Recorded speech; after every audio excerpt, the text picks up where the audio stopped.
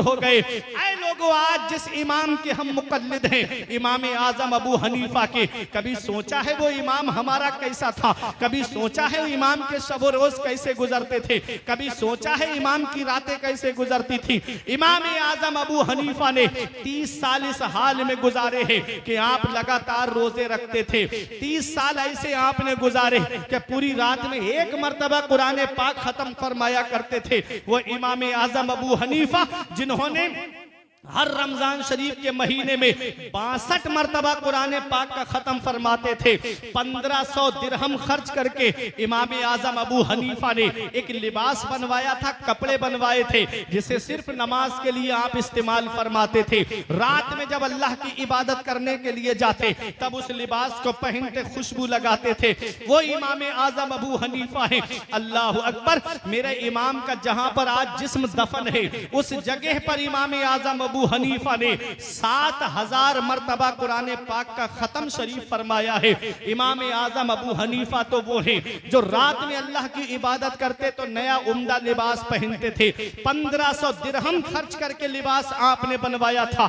आज हमारा हाल ये है कि हम खेतों पे से काम करके आए, वही मैले कपड़े पहन करके नमाज पढ़ने चले गए। बाहर से काम करके आए, वही मैला लिबास पहन करके मस्जिद में नमाज पढ़ने चले गए। मस्जिद में जाओ तो नए कपड़े पहन करके जाओ। देखो अल्लाह का कुरान क्या कहता है, या बनी आदम खुजू जीनतकुम इंदा कुल्ले मस्जिद। ऐ औलाद आदम, हर नमाज के लिए जीनत पकड़ो, हर नमाज के लिए उम्दा लिबास पहनो, हर नमाज के लिए जीनत पकड़ो। आज हम दावत में जाते हैं तो नए कपड़े पहन कर जाते हैं, शादी में जाते हैं तो नया लिबास पहन कर जाते हैं, पार्टी में जाते हैं तो नया लिबास पहन कर जाते हैं, किसी के बर्थडे में जाते हैं तो नया लिबास पहन कर जाते हैं, किसी के साथ ससुराल में जाते हैं तो नया लिबास पहन करके जाते हैं, और जब मस्जिद में आते हैं तो पुराने कपड़े पहन करके, मैले कपड़े पहन करके।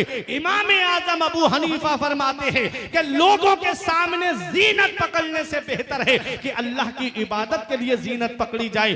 आज जो उलमा के लिबास को देखते हैं कि मौलवी लिबास बहुत अच्छा पहनता है, मौलवी कपड़े बहुत अच्छे पहनते हैं, उनके कुर्ते की प्रेस नहीं टूटती है, ये उम्दा लिबास किस लिए पहनते हैं? रब कुरान में फरमाता है, ऐ औलाद आदम, तुम हर नमाज के लिए जीनत पकड़ो।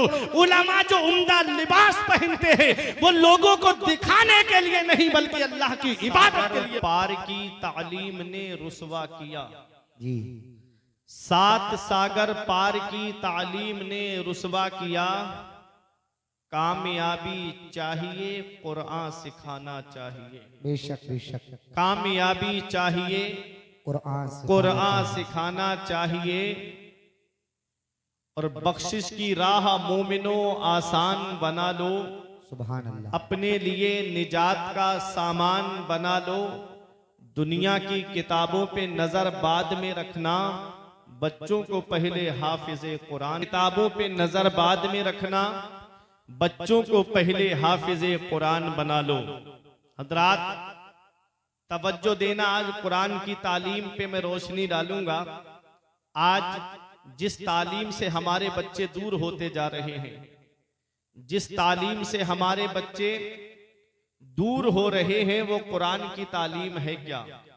हमारे जहनों में ये बात बैठ गई है कि अगर बच्चा मदरसा पढ़ने जाएगा तो या तो वो हाफिज बनेगा या आलिम बनेगा।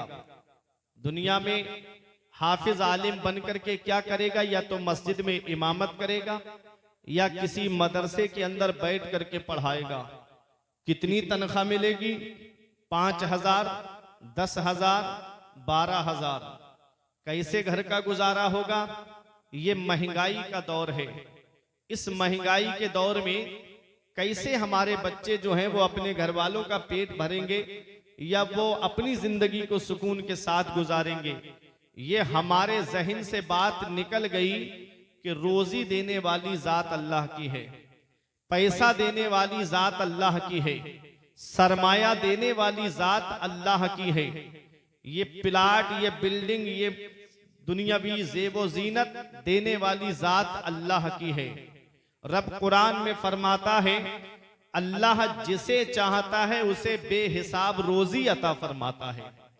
तो रोजी देने वाली जात अल्लाह की है, चाहे हाफिज हो या आलिम हो, उसे भी रोजी अल्लाह देता है।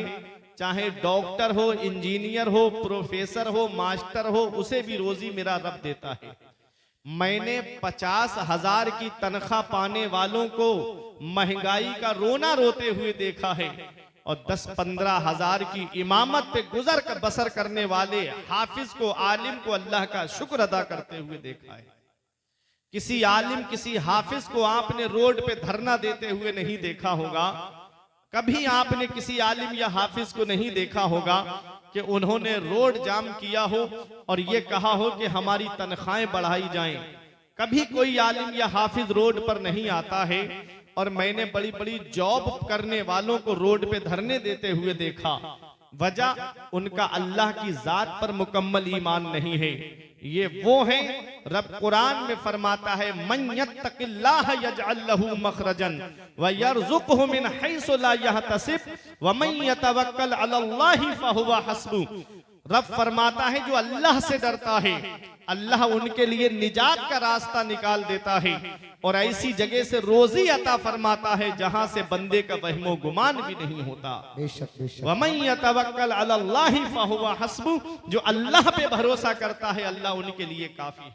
बेशक बेशक। तो हमारा भरोसा अल्लाह की जात पर है, हमारा ईमान अल्लाह की जात पर है, हमारा तवक्कुल अल्लाह की जात पर है, हमारा यकीन अल्लाह की जात पर है। वो राज़िक़ है, गिज़ा कीड़ों को देता है वो पत्थर में, भटकता फिरता है इंसान को रोजी के चक्कर में, उड़ाने भर हवाओं में या लगा गोते समंदर में, मिलेगा बस वही जितना के लिखा है मुकद्दर में। बेशक। नारे तकबीर, नारे रिसालत, मसलके आला हजरत, फैजाने आला हजरत, जश्ने दस्तारबंदी। माशाअल्लाह माशाअल्लाह। आज हमको चाहिए कि हम अपने बच्चों को कुरान पढ़ाएं। हमको चाहिए कि हम अपने बच्चों को पहले दीनी तालीम सिखाएं। जब दीनी तालीम वो हासिल कर ले, फिर उसके बाद चाहे डॉक्टर बनाओ, चाहे इंजीनियर बनाओ। इस्लाम दूसरी तालीम हासिल करने से मना नहीं करता है। पैगंबर इस्लाम ने हजरत ज़ैद इब्ने हारिसा से फरमाया कि तुम इब्रानी जुबान को हासिल करो, उसकी जरूरत पड़ सकती है। अल्लाह अकबर। पैगंबर इस्लाम ने दूसरी जुबान सीखने का हुक्म फरमाया है, तो वो दूसरी जुबान चाहे इंग्लिश हो, चाहे हिंदी हो, चाहे संस्कृत हो, अगर इस्लाम के लिए उसकी जरूरत पड़ती है, मसाइल शरइया पहुंचाने के लिए उस जुबान की जरूरत पड़ती है, अपने शरीयत के अहकाम पहुंचाने के लिए उस जुबान की जरूरत पड़ती है, तो इस्लाम उस जुबान को हासिल करने के लिए मना नहीं करता है। मगर पहले अपने मजहब की तालीम सिखाओ, पहले अपने दीन की तालीम सिखाओ। हजरत अब्दुल्ला इब्ने मसूद फरमाते हैं, मन अरादल इल्म फअलैहि बिल कुरान, जो इल्म हासिल करने का इरादा करे, जो तालीम का इरादा करे, जो एजुकेशन का इरादा करे, जो शिक्षा का इरादा करे, उसे चाहिए कि वो सबसे पहले कुरान की तालीम हासिल करे। उसे चाहिए कि वो सबसे पहले कुरान पढ़े, क्योंकि कुरान वो अल्लाह की किताब है जिसमें हर चीज का बयान मौजूद है। कुरान वो अल्लाह की किताब है जिसमें हर चीज का जिक्र मौजूद है। हर चीज का बयान आपको कुरान के अंदर मिलेगा, हर चीज का जिक्र आपको कुरान के अंदर मिलेगा। हीरे कुरान के अंदर मौजूद है, मोती कुरान के अंदर मौजूद है, सदफ कुरान के अंदर मौजूद है, गौहर कुरान के अंदर मौजूद है। और जिस मरीज को दुनिया के डॉक्टरों ने इलाज कर दिया हो, उसकी शिफा भी कुरान के अंदर मौजूद है। लेकिन शर्त यह है, इतना इल्म होना चाहिए, शर्त यह है, इतनी सलाहियत होनी चाहिए, शर्त यह है, इतनी काबिलियत होनी चाहिए। कुरान पाक वो किताब है जिस पर लोगों ने रिसर्च करके, किसी ने समंदर से मोती निकाले, कुरान पर रिसर्च करके किसी ने जाकर के आसमान पे कमंदे डाली। कुरान वो अल्लाह की किताब है जिस पर लोगों ने रिसर्च करके हिदायत का रास्ता पा लिया। आप कहोगे मौलाना कोई दलील है तुम्हारे पास में, तो आओ मैं एक डॉक्टर का जिक्र आपको सुनाता हूं। नाम उनका मिलता है डॉक्टर मूरिस बुकैल। आप सुबह को जब जाएं तो अपने मोबाइल पर सर्च करिएगा, गूगल पर अभी नहीं, सुबह को जाकर के सर्च करना डॉक्टर मूरिस बैकली.com, तब आपको पता चलेगा डॉक्टर मूरिस हैं कौन। इन्होंने एक किताब लिखी है इंग्लिश में, the Bible, the Quran and science. Science. आज भी आपको दिल्ली की लाइब्रेरी में वो किताब मिल जाएगी। ये अमेरिका के अंदर शोबाए ज़राअत को पढ़ाते थे, एग्रीकल्चर के प्रोफेसर थे। एक दिन इनके वाइस चांसलर ने बुलाया और बुलाने के बाद कहा कि डॉक्टर मूरिस, तुम ऐसा करो, मिस्र चले जाओ और वहां पर एक दरिया है जिसे दरियाए नील कहते हैं, उसके पानी पे जाकर के रिसर्च करो, उसके पानी पर जाकर के रिसर्च करो और सारा बायोडाटा हमारे पास लेकर के आओ, क्योंकि खेती बाड़ी के लिए एक सब्जेक्ट पानी भी है। बगैर पानी के खेती नहीं होती है, बगैर पानी के खेती परवान नहीं चढ़ती है।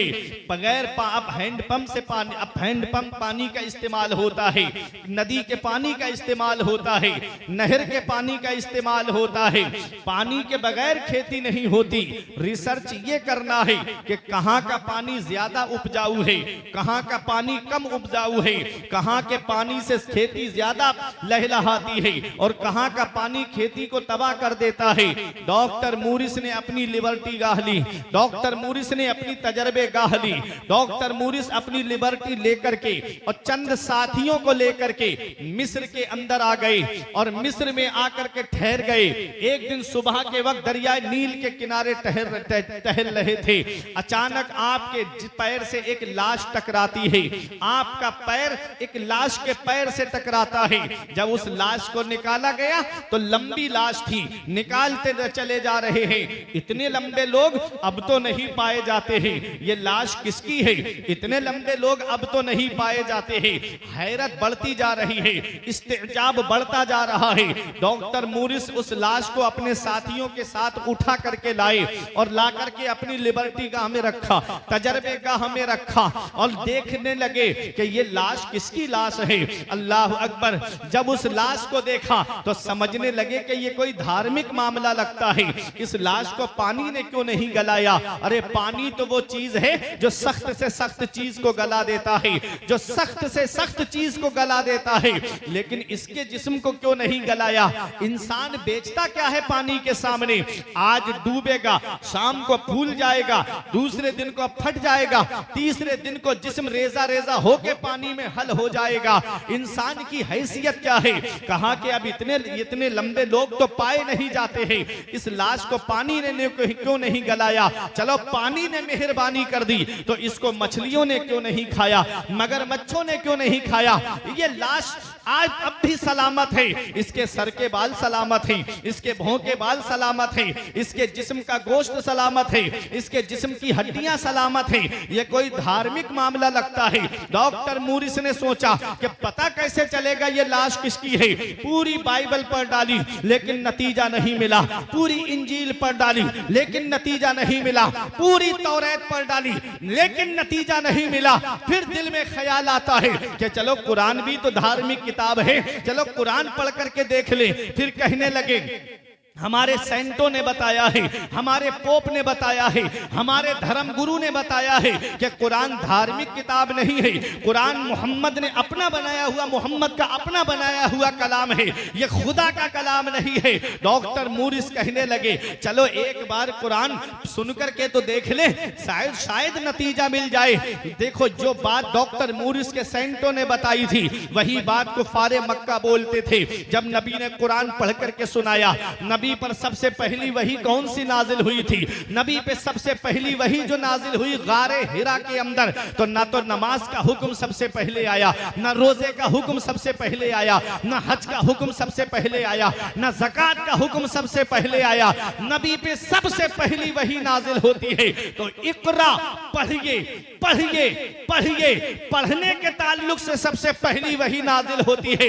लेकिन भजनपुर वालों अफसोस होता है जिस कौम के पैगंबर पर सबसे पहली वही पढ़ने के ताल्लुक से आई है, आज उसी पैगंबर की उम्मत के चंद लोग तालीम से दूर हो गए, एजुकेशन से दूर हो गए, शिक्षा से दूर हो गए, कुरान की तालीम से दूर हो गए, हदीस की तालीम से दूर हो गए। जब नबी ने मक्के में ऐलान नबुव्वत फरमाया तो कितने लोग लिखना पढ़ना जानते थे, सिर्फ 17 लोग लिखना पढ़ना जानते थे। नबी ने 40 साल की उम्र में ऐलान नबूवत फरमाया, 53 साल की उम्र में नबी ने मक्का छोड़ा, मदीने आ गए, 10 साल मदीने शरीफ में रहे हैं। टोटल ये 23 साल की जिंदगी है। पूरी जिंदगी नबी की बज़ाहिर 63 साल है, लेकिन तबलीग इस्लाम की जो जिंदगी मैं आपको बता रहा हूं, वो जब नबी पर पहली वही नाजिल हुई है, पहले तो मेरे आका ने मक्के की सरजमीन पर अपने अखलाक के जरिए तबलीग की है, अपने किरदार के जरिए तबलीग की है। 40 साल तक नबी ने उन लोगों के सामने अपना अखलाक पेश किया है, अपना किरदार पेश किया है, अपना कैरेक्टर पेश किया है। नबी का किरदार देख करके कुफारे मक्का आपको सादिकुल वादुल अमीन कहते थे। नबी की सीरत को देख करके कुफारे मक्का आपको सबसे बड़ा सच्चा कहते थे। आपकी हिस्ट्री को देख करके, आपके अखलाक हसना को देख करके कुफारे मक्का अपनी अमानतें नबी के पास रखा करते थे। कहते थे अगर मक्के में कोई सबसे सच्चा है तो वो मोहम्मद रसूलुल्लाह है, अगर मक्के में सबसे बड़े कोई अमीन है तो वो मोहम्मद इब्ने अब्दुल्लाह है।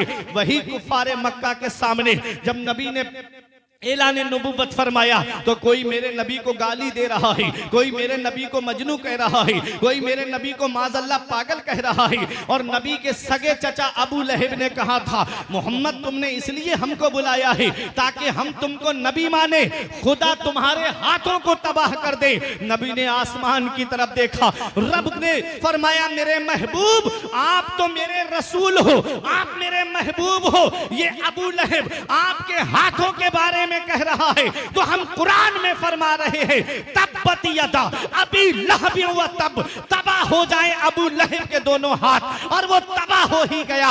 अबू लहब ने नबी करीम की शान में गुस्ताखी की तो रब तबारक व तआला ने पूरी सूरत अबू लहब के ताल्लुक से महबूब पर नाजिल फरमाई कि अबू लहब के दोनों हाथ तबाह हो जाएं। और वो तबाह हो ही गया। देखो ये मेरे आका है, इन्होंने 40 साल की उम्र शरीफ में ऐलान नबूवत फरमाया है, 53 साल की उम्र में मक्का छोड़ा है, मदीना आए हैं, 10 साल मदीने शरीफ की सरजमीन पर बज़ाहिर रहे मदीने वाले मुस्तफा। ये 23 साल की मुद्दत में पैगंबरे इस्लाम ने तालीम को ऐसा फरोग दिया है कि जब आका हज्जतुल वदा के मौके पर आखिरी खुतबा देते हैं तो 1.25 लाख सहाबाए किराम के पास में तालीम थी और उनके हाथ में कलम था। नारे तकबीर, नारे रिसालत, मसलके आला हजरत, फैजाने आला हजरत, इमाम अहमद रजा कॉन्फ्रेंस, जश्ने दस्तार बंदी, मौलाना फुरकान रजा साहिब किबला मंजरी माशाअल्लाह। तो तालीम कितनी जरूरी है। सुभान अल्लाह। सबसे पहली वही नबी पर नाजिल हुई तो पढ़ने के ताल्लुक से हुक्म आया, पढ़िए बेशक पढ़िए। मतलब मेरे महबूब जब तुम्हारी उम्मत के पास में तालीम होगी तो वो नमाज के करीब होंगे जी, जब तुम्हारी उम्मत के पास में तालीम होगी तो वो रोजे के करीब होंगे, बेशक जब तुम्हारी उम्मत के पास में तालीम होगी तो वो ज़कात को उसके वक्त पर अदा करेंगे, जब तुम्हारी उम्मत के पास में तालीम होगी तो वो हज के उसके अरकान के साथ में अदा करेंगे।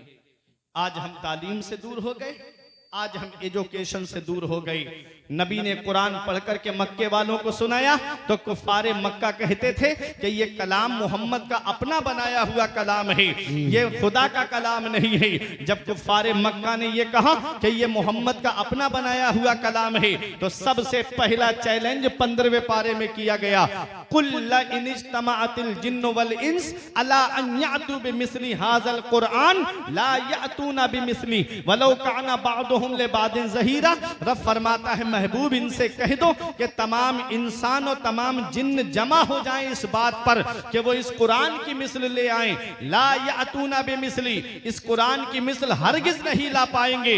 वलौ काना बादुहुम लिबादिन ज़हीरा, अगरचे उनमें का बाज की मदद क्यों ना करे, अगरचे उनमें का बाज का ताउन क्यों ना करे, इस कुरान की मिसल नहीं ला पाएंगे। पूरे सारे कुफारे मक्का खामोश हो गए, उनका नातिका बंद हो गया। तो चैलेंज और हल्का कर दिया दिया गया। 11वें पारे में दूसरा चैलेंज है। रब फरमाता है महबूब इनसे कह दो कि पूरे कुरान में 114 सूरतें हैं, इनसे कह दो कि 10 सूरतों की मिसल बना करके ले आए।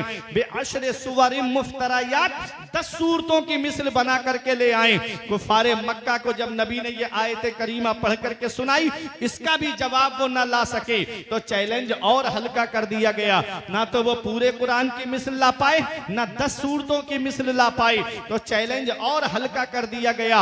रब ने फरमाया महबूब ये 10 सूरतें क्या ला, सूरतों की मिसल क्या ला पाएंगे? चैलेंज और हल्का कर दिया गया। व इन कुंतुम फी रैबिम मिम्मा नज़्ज़लना अला अब्दिना फातू बिसूरतिन मिन मिस्ली वदउ शुहदाअकुम मिन दूनिल्लाह। रब फरमाता है तुम इस बात से शक में हो जो हमने अपने बंदे पर नाजिल फरमाया है, तो रब फरमाता है तुम बुला लो अपने हिमरातियों को, सबको बुला लो और इस कुरान की मिसल, एक सूरत की मिसल बना करके ले आओ। एक सूरत की मिसल, रब फरमाता है एक सूरत की मिसल बना करके ले आओ। पूरे कुरान में सबसे छोटी सूरत सूरह कौसर है। इन्ना अअतैना कल कौसर, उस छोटी सी सूरत को लिख के काबे की दीवार पे टाक दिया गया और ऐलान कर दिया गया इस सूरत की मिसल बना करके ले आओ।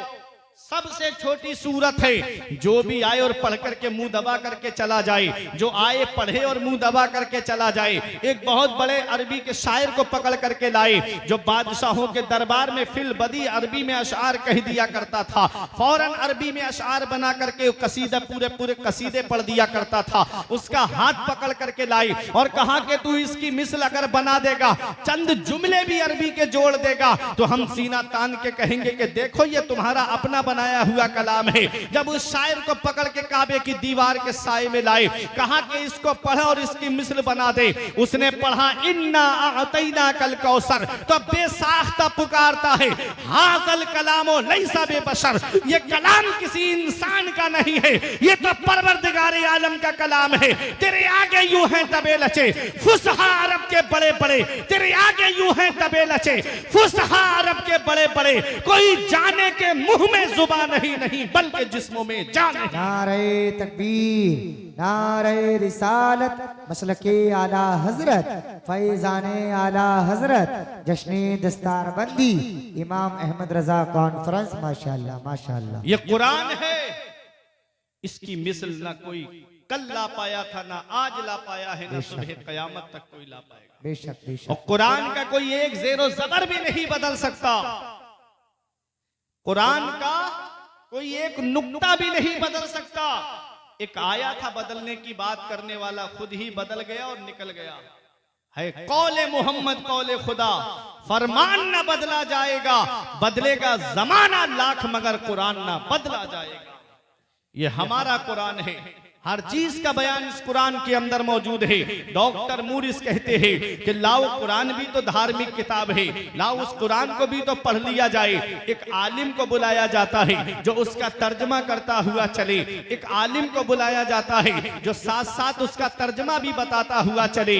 अल्लाह अकबर। आज तर्जमे बहुत चल रहे हैं। आदमी इतना याद रखना, सोशल मीडिया पर आदमी यूट्यूब खोलता है कुरान का तर्जमा सुनने के लिए। याद रखना, हर दाढ़ी टोपी वाला मौलाना नहीं होता है, हर दाढ़ी टोपी वाला आलिम नहीं होता है। सोच समझ करके कुरान का तर्जमा सुना करो। जब भी आप यूट्यूब पर तर्जमा लिख करके डालोगे तो तर्जमा बयान करने वाले कोई और आ जाते हैं। जब भी तर्जमा सुनना तो कंजुल ईमान सुनना, जब भी तर्जमा सुनना तो इमाम अहमद रजा खान का तर्जमा सुनना। ये इमाम अहमद रजा कॉन्फ्रेंस है। इमाम अहमद रजा खान के तर्जमे में क्या है? उसमें इश्क़ रसूल का पैगाम दिया गया है, नबी से मोहब्बत का पैगाम दिया गया है। आप कहोगे कोई सबूत कोई दलील है, तो मैं आपको बताता हुआ चलूं। औरों के तर्जमे को देख लीजिएगा और आला हजरत के तर्जमे को देख लीजिएगा। जैसे आसमानी किताबों में कुरान का कोई जवाब नहीं है और कुरान के तर्जुमों में कंजुल ईमान का कोई जवाब नहीं। बेशक। नारे तकबीर, नारे रिसालत, मसलके आला हजरत, फैजाने आला हजरत, जश्ने दस्तार बंदी। माशाअल्लाह और ये तर्जमा कैसा लिखा मेरे इमाम ने, कैसे लिखा कुरान का तर्जमा मेरे इमाम ने। अल्लामा सदरुश शरिया बहार शरीयत के मुसन्निफ जिन्होंने बहार शरीयत को लिखा है, वो आला हजरत के पास आते हैं, कहते हैं हुजूर तराज में कुरान की कमी नहीं है, कुरान के तर्जमों की कमी नहीं है, कुरान के तर्जमे कई लोगों ने किए हैं, लेकिन हुजूर हम चाहते हैं कि एक तर्जमा आप भी कर दीजिए कुरान पाक का। तो आला हजरत कहते हैं फकीर के पास इतना मुकम्मल वक्त नहीं है कि मैं कुरान का तर्जमा करने के लिए वक्त लाऊं, कहां से वक्त लाऊं, मेरे पास इतना वक्त नहीं है। सिर्फ एक वक्त है कि जब मैं दोपहर का खाना खाता हूं तो थोड़ी सी देर कैलूला के लिए लेटता हूं, सुन्नत अदा करने के लिए कैलूला के लिए जब लेटता हूं, वही वक्त फकीर के पास में है।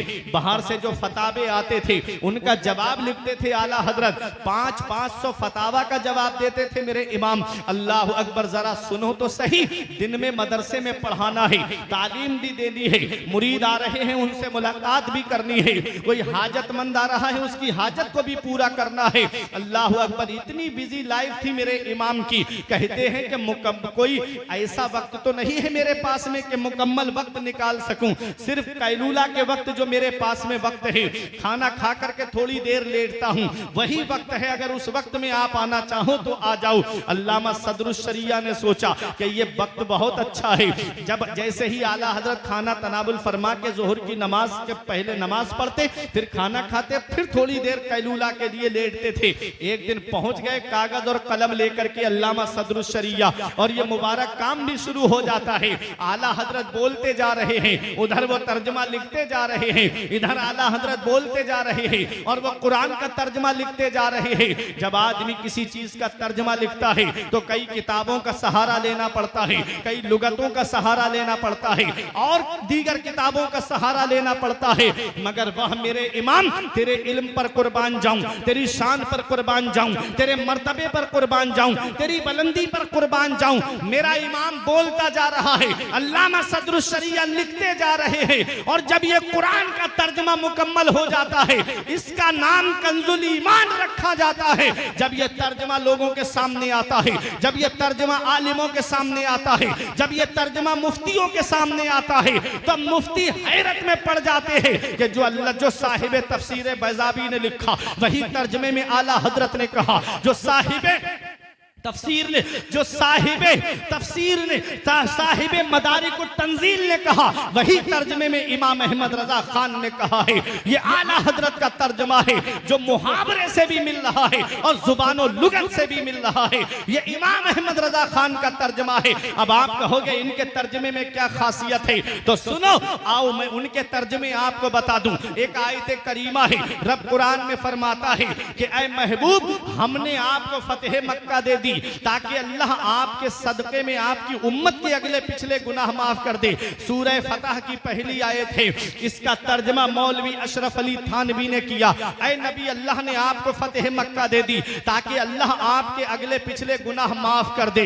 माज अल्लाह, बताओ नबी से कोई गुनाह हो सकता है? नबी मासूम होते हैं, नबी से कोई गुनाह नहीं हो सकता। और अशरफ अली थानवी ने तर्जमे में लिखा, ऐ नबी, अल्लाह ने आपको फतेह मक्का दे दी ताकि अल्लाह आपके अगले पिछले गुनाह माफ कर दे। मौलवी खलील अहमद अम्बेड भी लिखते हैं, कहते हैं ऐ नबी, अल्लाह ने आपको फतेह मक्का दे दी ताकि अल्लाह आपकी अगली पिछली खताएं माफ कर दे। माज अल्लाह, कोई नबी को खताकार लिख रहा है, कोई नबी को गुनाहगार लिख रहा है।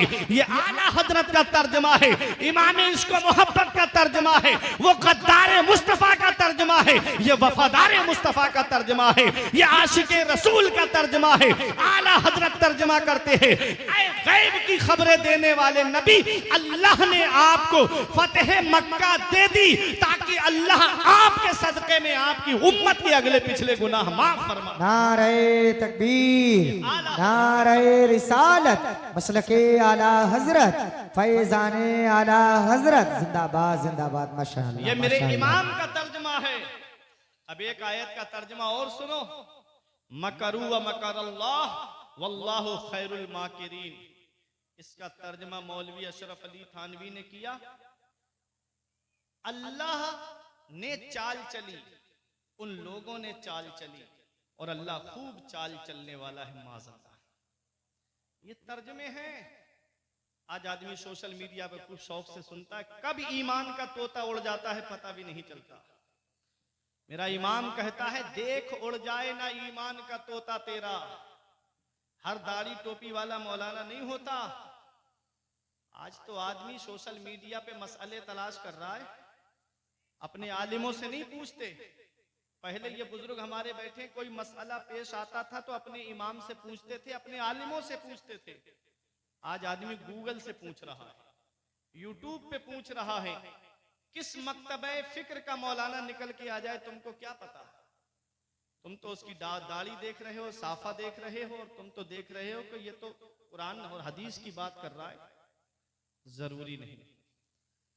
इतने एजेंट बिठा दिए गए हैं, हजारों फेक साइट बनी हुई हैं सोशल मीडिया पर, जिसके जरिए लोगों का ईमान लूटा जा रहा है।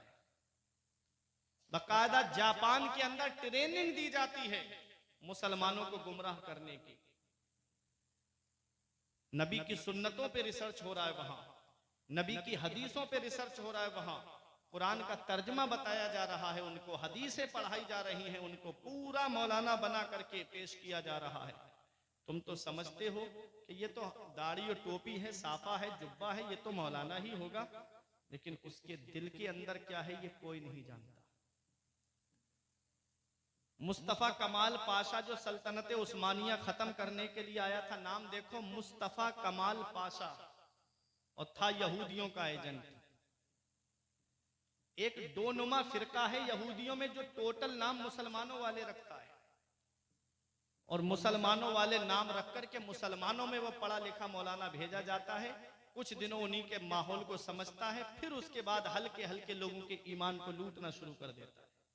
लेकिन हम नहीं जानते, आला हजरत अजीमुल बरकत वो हस्ती हैं जिन्होंने इम्तियाज कर दिया। आज आला हजरत हर एक को हजम नहीं होते। आला हजरत अजीमुल बरकत का नाम हर एक को हजम नहीं होता। क्यों नहीं होता, कभी सोचा है? बरेली वालों ने किसी की जमीन पे कब्जा तो किया नहीं है, किसी की प्रॉपर्टी पे तो कब्जा किया नहीं है मेरे इमाम ने, फिर क्यों नहीं? आज मसलके आला हजरत का नारा लगाने पे लोग एतराज करते हैं, आज आला हजरत का नाम लेने पे लोग एतराज करते हैं। क्यों करते हैं? तो सुनो, ये आला हजरत का नाम वो नाम है जो सुन्नी में और गैर सुन्नी में पहचान करा देता है। ये आला हजरत का नाम है। जब पहले देसी घी मिलता था तो आदमी जब दुकान पे लेने जाता था तो आदमी ये नहीं कहता था कि कौन सा घी चाहिए, जहां दुकान पे जाके कहा घी दे दो तो देसी घी उठाता और आपको दे देता। और जब से डालडा चलने लगा, जब से रिफाइंड चलने लगा, जब से मिलावटी तेल चलने लगे, अब आप दुकान पे जाकर के कहोगे कि हमको घी दे दो तो वो पूछेगा कि कौन सा घी दे दूं, बनास्पाती घी दे दूं, डालडा दे दूं या रिफाइंड फॉर्चून तुमको दे दूं, कौन सा वाला दूं? तो आप ये कौन सा कहने की जरूरत क्यों आई? जब घी मांगा था तो घी दे देना चाहिए। पता चला मार्केट में मिलावटी घी आ गए हैं, पता चला मार्केट में मिलावटी तेल आ गए हैं। जब लोग सुन्नी थे और सुन्नी सहीहुल अकीदा थे तब कहने की जरूरत नहीं पड़ती थी कि तुम कौन से सुन्नी हो। अब वो भी अपने आप को सुन्नी कहला रहे हैं और इमाम आजम अबू हनीफा का मुकल्लिद भी कहला रहे हैं। इसलिए इस दौर में ये पूछने की जरूरत पड़ गई कि कौन से सुन्नी हो। अगर इमाम अहमद रजा खान के नाम पर उसका चेहरा खिल जाता है तो समझ लो अपना वाला है, और अगर आला हजरत के नाम पर चेहरा बिगड़ जाता है तो समझ लो अपना नहीं है, सिर्फ अपनों का लिबास पहन करके आया है। ऐसे आलिम को दूर हटा दो और ये कह दो कि जो रजा का नहीं है वो हमारा नहीं है। नारे तकबीर, नारे रिसालत, मसलके आला हजरत, फैजाने आला हजरत, जश्ने दस्तारबंदी मौलाना फुरकान रजा साहिब किबला मंजरी। माशाअल्लाह माशाअल्लाह। ये पहचान है, ये पहचान है। आला हजरत का नाम पहचान करा देता है अपने और पराये। और आला हजरत हर एक को हजम नहीं होते। क्यों? आला हजरत उन पीरों को भी हजम नहीं होते जो गैर महरम औरतों से अपने पैर दबाते हैं।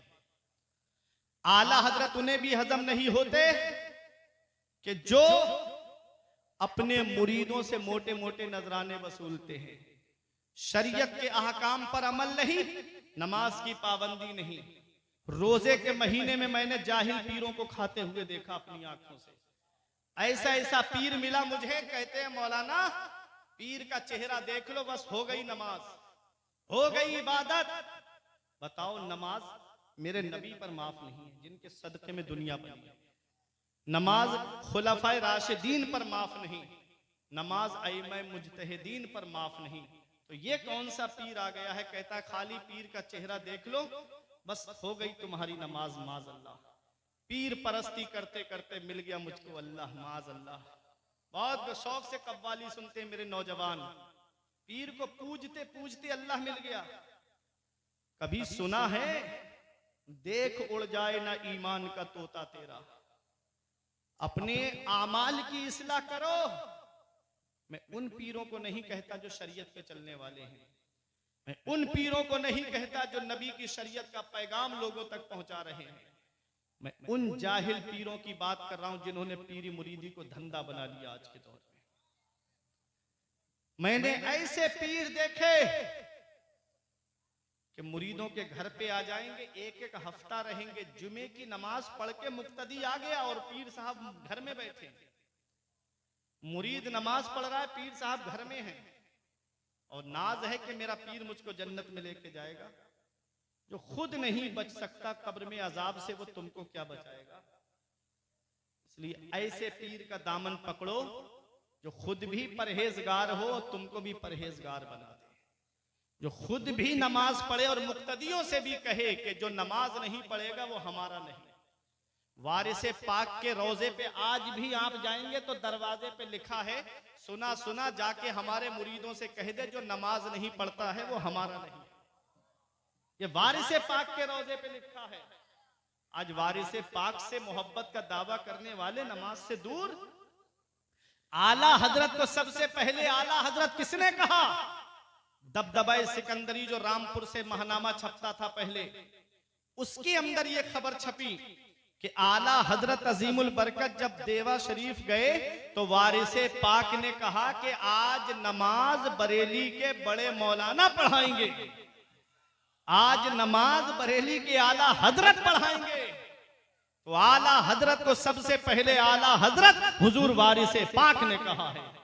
बेखबर दानिश्वरों को जाने क्या तकलीफ है, बेखबर दानिश्वरों को जाने क्या तकलीफ है।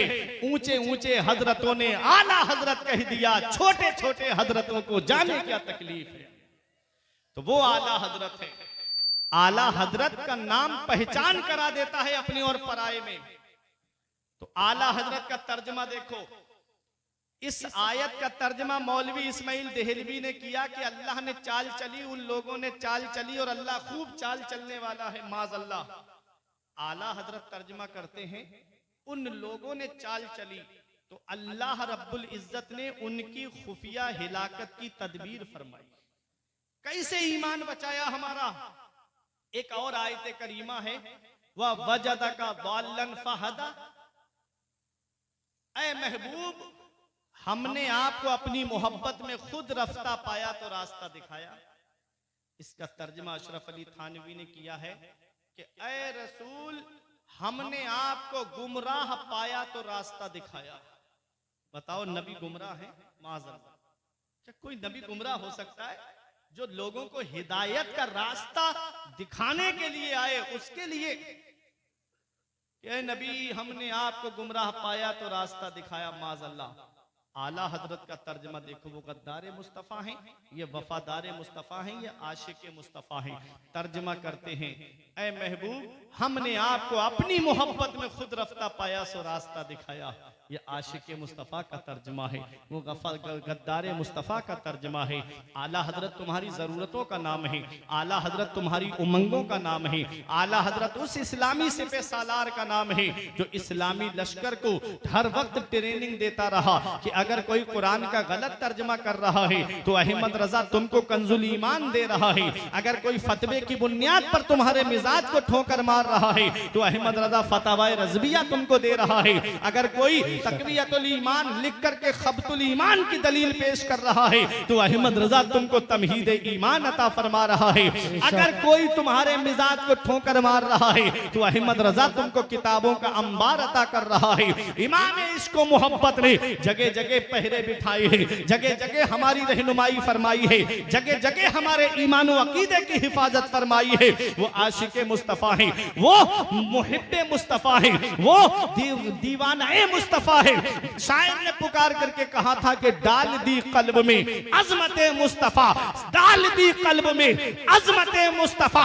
हर सिलसिले के आदमी का यही कहना है कि मैं हूं तो चिश्ती लेकिन मेरा ईमान बचाया अहमद रजा ने, मैं हूं तो कादरी मेरा ईमान बचाया अहमद रजा ने, मैं हूं तो वारसी मेरा ईमान बचाया अहमद रजा ने, मैं हूं तो अशरफी मेरा ईमान बचाया अहमद रजा ने, मैं हूं तो मातुरीदी मेरा ईमान बचाया अहमद रजा ने। जब हर तबकाए फिक्र के, हर मक्तबाए फिक्र के इंसानों का जो आशिक मुस्तफा है उनके ईमान की हिफाजत हो गई, तो एक जुबान होकर के कहा था कि डाल दी कल्ब में अजमत मुस्तफा, डाल दी कल्ब में अजमत मुस्तफा, सैयदी आला हजरत पे लाखों सलाम। नारे तकबीर, नारे रिसालत, मसलके आला हजरत, फैजाने आला हजरत, जश्ने दस्तारबंदी। माशाअल्लाह माशाअल्लाह। तो ये कुरान का तर्जुमा है, ये इमाम अहमद रजा कॉन्फ्रेंस है। कौन है इमाम अहमद रजा? कुरान का तर्जुमा लिख करके हमारा ईमान बचाया, बेशक हमारे ईमान की हिफाजत फरमाई है। ऐ मेरे अजीजों, कुरान का तर्जुमा पढ़ना तो कंजुल ईमान पढ़ना। ये कंजुल ईमान क्या है? ये ईमान का खजाना है। आला हजरत अजीमुल बरकत ने कुरान का खजाना हमको अता फरमाया है। कुरान है क्या? हर चीज का बयान कुरान के अंदर। तो डॉक्टर मूरिस कहते हैं कि लाओ कुरान का तर्जमा भी मैं सुन लूं ताकि मुझे नतीजा मिल जाए ये लाश किसकी है, ये लाश किसकी है। एक आलिम साहब बुलाए गए जो कुरान का तर्जमा भी करते रहे। पहला पारा पढ़ लिया लेकिन नतीजा नहीं आया, दूसरा पारा पढ़ लिया लेकिन नतीजा नहीं आया, 3 पारे 4 पारे हो गए लेकिन नतीजा नहीं आया। आलिम साहब बोले नतीजा आया? कहा नतीजा आए या ना आए लेकिन मजा बहुत आ रहा है, कुरान की तिलावत करते रहो, मजा बहुत आ रहा है, कुरान पढ़ते रहो। डॉक्टर मूरिस कुरान सुन रहे हैं, कहते हैं कि मेरा यकीन कहता है कि नतीजा भी इसी कुरान में मिलेगा। जैसे ही 11वें पारे में पहुंचे और जब इस आयत करीमा पर पहुंचे आलिम साहब, फल यौमा नुनज्जे का बेबदने का इला आखिर, ऐ फिरौन आज हम तुझे दरिया में डिबो रहे हैं और तेरी लाश को कयामत तक के लिए इबरत का निशान बना देंगे। डॉक्टर मूरिस कहते हैं ये लाश किसी और की नहीं है, ये लाश फिरौन की है। आज भी मिस्र के म्यूजियम में उसकी लाश रखी हुई है। अल्लाह ने कयामत तक के लिए उसकी लाश को इबरत का निशान बना दिया है। जो लोगों पे जुल्म करता है, जो लोगों को सताता है, जो लोगों पर जुल्म के पहाड़ तोड़ता है, अल्लाह उसको इबरत का निशान बना देता है, अल्लाह उसको इबरत का निशान बना देता है। देख लो फिरौन की लाश को, रब फरमाता है ऐ फिरौन आज हम तुझे दरिया में डिबो रहे हैं और तेरी लाश को कयामत तक के लिए इबरत का निशान बना देंगे। डॉक्टर मूरिस कहते हैं ये लाश किसी और की नहीं है, ये लाश फिरौन की है। लेकिन मैंने मोहम्मद की पूरी जीवनी पढ़ी है, उनकी पूरी सवाने हयात पढ़ी है। तो मोहम्मद तो कभी मिस्र आए नहीं, फिर ये उनको किसने बताया कि एक लाश मिस्र के दरिया में डूबी हुई है। मिस्र में एक दरियाए नील है, उसी दरिया की एक शाख है दरियाए कुलजुम, जिसके अंदर फिरौन को डिबो करके मार दिया गया था। देखो रास्ता एक है और गुजरने वाले 2 हैं। एक उसी रास्ते से नमरूद, उसी रास्ते से फिरौन भी गुजर रहा है, उसी रास्ते से मूसा अलैहिस्सलाम और उनके लश्करी भी गुजरे हैं। रास्ता एक है। मूसा अलैहिस्सलाम गुजर गए, आपके साथी गुजर गए, लेकिन उसी रास्ते पर फिरौन डूब जाता है, उसके साथी डूब जाते हैं और अल्लाह फिरौन की लाश को इबरत का निशान बना देता है। बेशक बेशक बेशक बेशक। तो मेरे अजीजों, रास्ता नहीं बचाता है, रहबर बचाता है। रहबर ऐसा चुनो जो तुम्हें बचाए और मंजिल मकसूद पे लेके चला जाए। रास्ता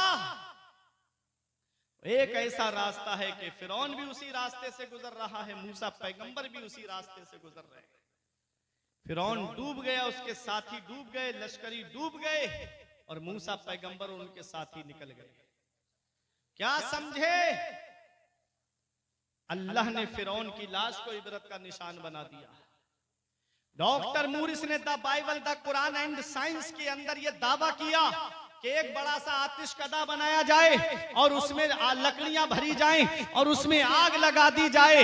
डॉक्टर मूरिस कहते हैं कि उस आग में आग लगाने के बाद में फिरौन की बॉडी को उस आग के अंदर डाला जाए, तब भी फिरौन के जिस्म को आग नहीं जलाएगी, क्योंकि उसके जिस्म को कयामत तक के लिए इबरत का निशान परवरदिगारे आलम ने बना दिया है। वो इबरत का निशान बना रहे।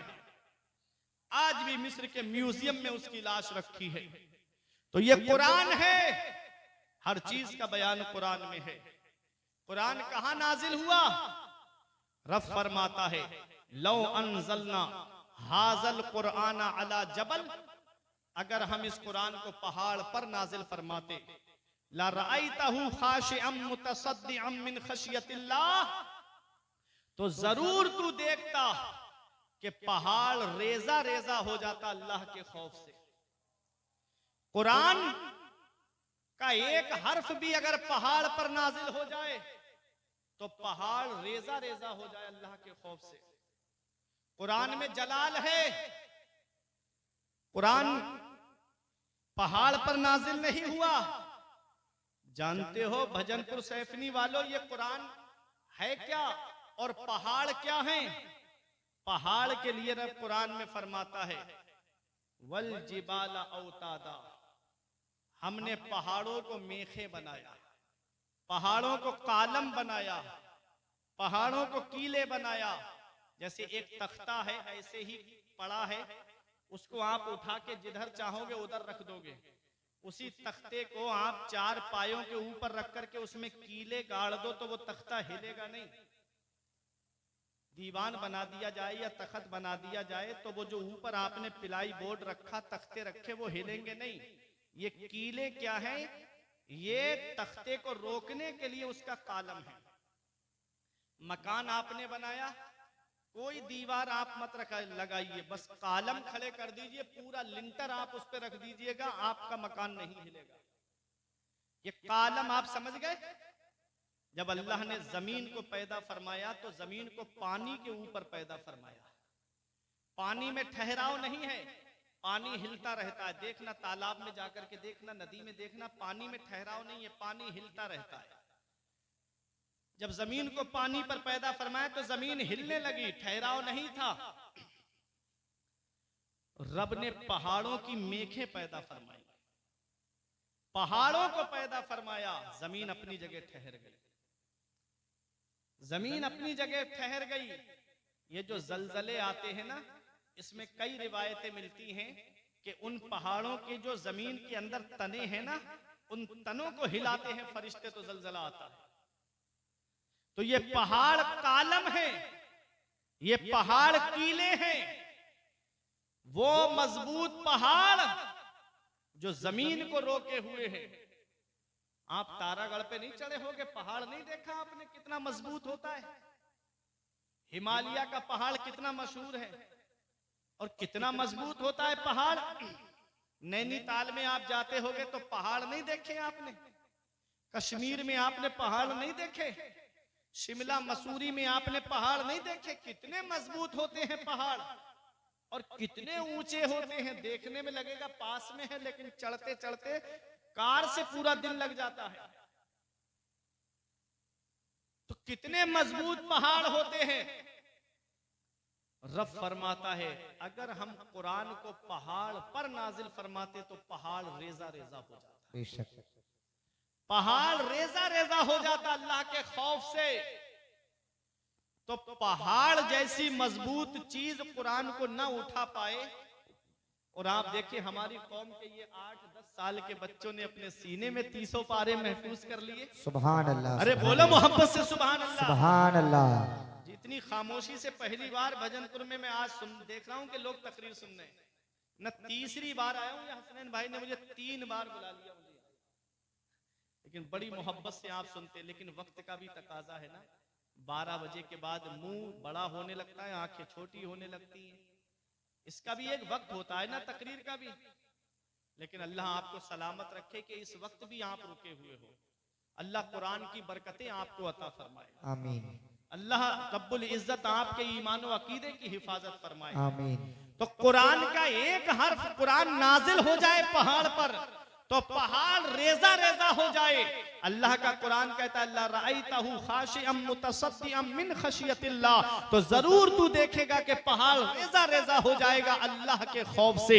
तो जब पहाड़ जैसी मजबूत चीज कुरान को ना उठा पाए, कुरान के बोझ को बर्दाश्त ना कर पाए, तो हमारी कौम के छोटे छोटे बच्चों ने इस कुरान को अपने सीने में कैसे महफूज कर लिया।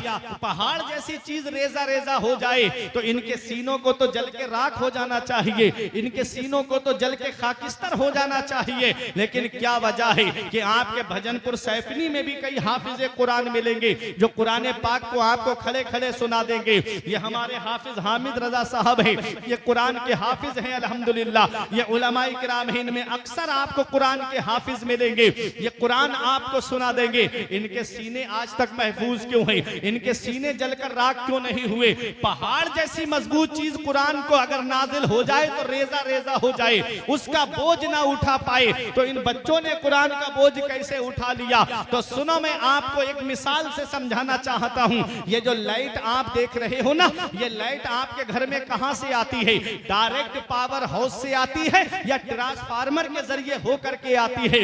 अगर आपको समझना है तो अपने घर के साथ तार निकालना और डायरेक्ट ट्रांसफार्मर से तार लाइट मत लेना, डायरेक्ट पावर हाउस में जाकर के लगाना। तुम्हारे घर का फ्रिज सलामत होगा, तुम्हारे घर की वॉशिंग मशीन चलेगी, तुम्हारे घर की लाइटें जलेंगी, तुम्हारे घर का मोटर चलेगा।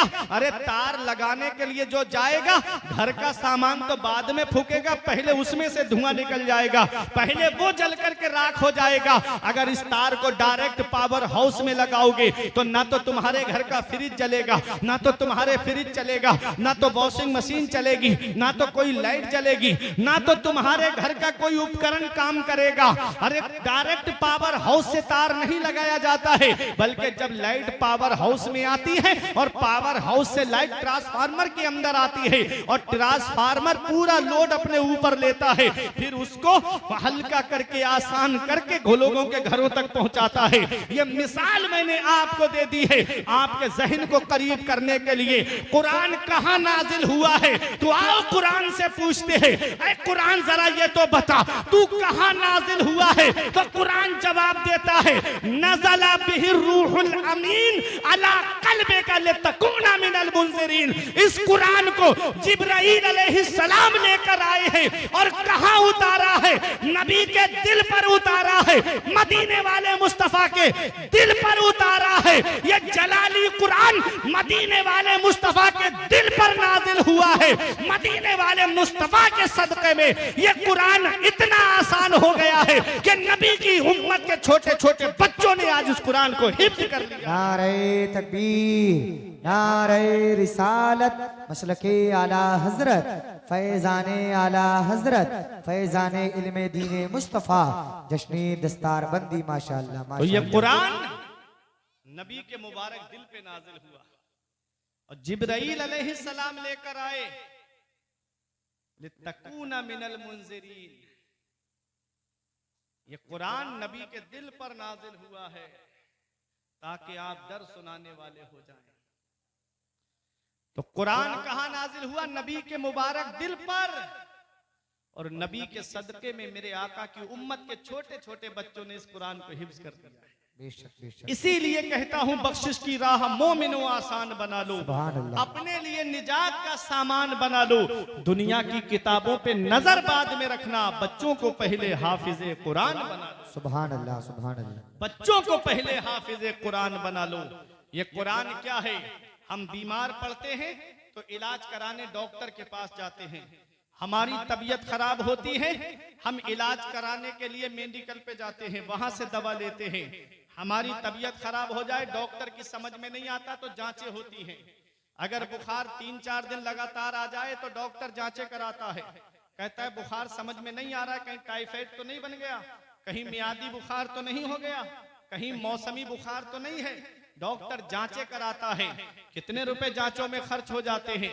पेट में कोई तकलीफ हो तो अल्ट्रासाउंड होता है, कभी सीने में तकलीफ हो तो एक्सरा होता है। आप जरा देखो, जब हम बीमार पड़ते हैं तो कोई डॉक्टर के पास जाता है, कोई जाकर के हकीम से दवा लेता है, कोई अपने जिस्म की जांचें कराता है। ऐ मेरे प्यारे मुसलमानों, में एक बात आपसे पूछता हूँ, कभी आपने ये सोचा है कि आज मेरा नमाजों में दिल नहीं लगता, लाओ मैं अपना इलाज कुरान से कराऊं? कभी आपके दिल में ये ख्याल आया कि आज मेरा रोजों में दिल नहीं लगता है तो मैं अपना इलाज कुरान से कराऊं? कुरान भी तो हकीम है।